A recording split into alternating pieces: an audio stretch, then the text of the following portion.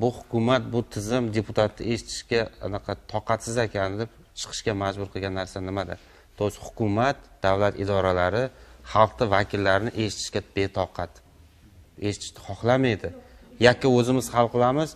Men onlardan ko'ra aqlliroqman, men bilaman deb qaror qabul qiladi va uzoq yillar davomida bu samarasiz natija berib keldi va odamlar norizo qildi. Va shu samarasiz o'sha natija berishda davom etyapti. Endi hozir bu open byudjet ikkinchi masalani keltirib chiqaryapti. Unda xalq vakillarini bizlarga nima keragi bor degan. Bu juda og'ir savol, to'g'risi.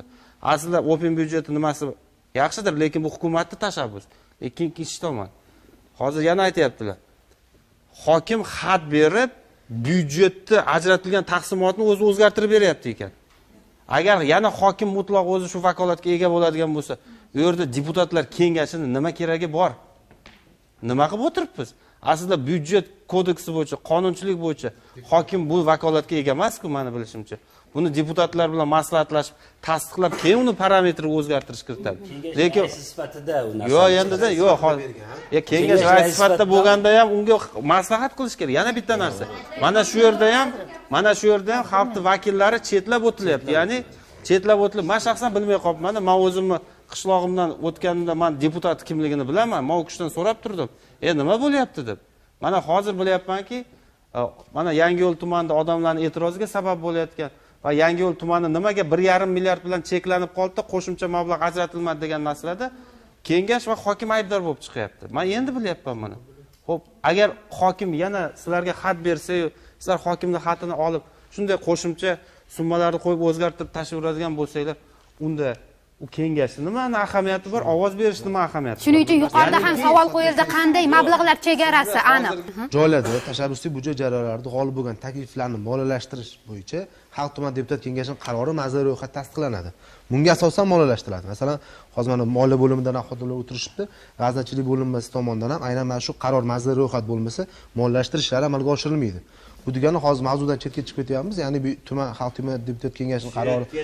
U buni sababi tagi nimada kelib chiqdi? Hozirgi kunda siz ishlayotgan o'sha idoralar, siz ishlayotgan nima xalqning vakillari bilan hisoblashmasligini, shu paytgacha to'g'ri munosabat qilmay, ularni fikrini inobatga olmasdan yakka hokim bo'lib tasdiqlab kelganligini oqibatida shu narsa kelib chiqdi. Agar siz ishlayotgan idoralar, shuningdek hukumat, joylardagi hokimiyatlar o'sha o'z vaqtida o'zini o'sha to'g'ri ma'noda vakillarni gapini eshitib, quloq solib, shularning takliflari asosida agar shakllantirib borganida, bugungi kunda vakillik instituti ham bunaqa sharmanda bo'lmagan bo'lardi, deputatlik va balki open byudjetni o'ylab topishga ehtiyoj ham bo'lmagan bo'lardi. Hozir mana bilmaydi, Rasul aka fikrini to'ldirib aytaman. Mana siz ayting, tashabbusli byudjetga jami 7 trillion bu yilga. 7 trillionmi qancha ajratilyapti? Jami yil davomida jami 8 trillion belgilangan. 8 trillion, qarang. Jami 8 trillion.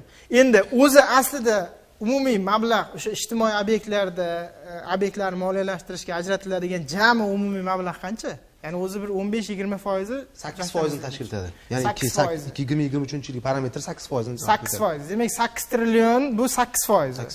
Qolgan 92 trillion hokimlarda, mahalliy byudjetlarda qolyapti. Ular obod turli dasturlar bilan mablag'lashtiradi, to'g'ri? Mana televideniyada ketayotgani uchun odamlar mana shuni ko'rish kerak. Hurmatli mana xalqimizga murojaat qilmoqchiman. Qaranglar, biza xalq shuncha ovozni 8 trillion mablag' uchun harakat qilyapti 1 yil davomida.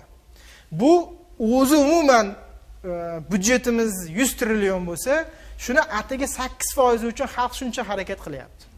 Qolgan 92 trillion, 92% hal qilish baribir mansabdorlar qo'lida qolyapti. Hokimlar qo'lida qolyapti. Ya'ni buni tushunib olish kerak-da, ko'pchilik faqat shu deb o'ylaydi. Yo'q.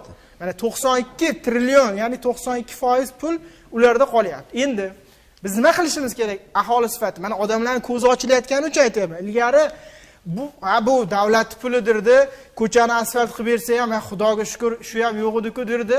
Meni pulimga bo'lyapti emasdi. Davlat puliga bo'lyapti derdi. Yo'q, bir tiyin puli ham bu xalq puli. Mana endi hammamiz ko'zimiz ochilyapti. Endi tasavvuringizga keltiringlar. Qolgan 92 trillionni qanday hal qilishimiz mumkin degan savolning javobi bu mahalliy va oliy majlis deputatlarini hal qiladigan masalasi aslida. Demak biz shunaqangi deputatlarni saylashimiz kerakki, qolgan 92 trillion, ya'ni biz yugurib, yilib, issiqda, qorda, yomg'irda sarson bo'ladiganimizdan 10 baravardan ko'proq mablag'da hal qiladiganlar aslida kuchga ega bo'lganlar. Bular o'sha Rasul aka aytgandek mahalliy deputatlar va parlament deputatlari bo'lishi kerak aslida. Shuning uchun mana bo'ladigan kelgusidagi saylovlarda iltimos xuddi tashabbusli byudjetdagi faollik ko'rsatinglar.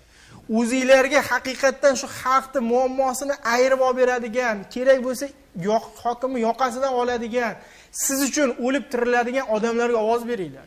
Saylovlarda uxlamanglar. Shunda mana bu qolgan mablag'lar ham atiga 8 trillion bizaniki bo'lsa, hozir ham tashabbusli byudjet. 92 trillionni hal qiladigan odamlar shular.